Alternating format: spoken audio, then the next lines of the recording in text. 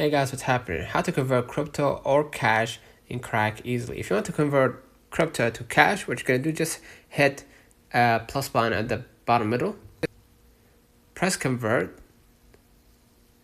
Inside, what you're gonna do, you're gonna be able to convert cash to Bitcoin, for example. If you have some cash in USD balance, just enter the amount, okay, to convert from USD to Bitcoin.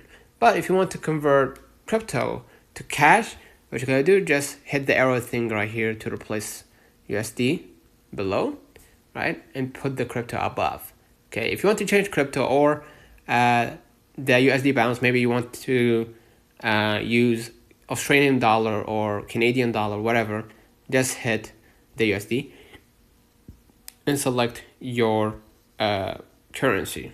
Okay, let's say Canadian dollar, enter Canadian dollar, okay? And if you want to change crypto, you can just hit the Bitcoin logo and select a crypto, right? And continue and confirm that you want to make the transaction here, right?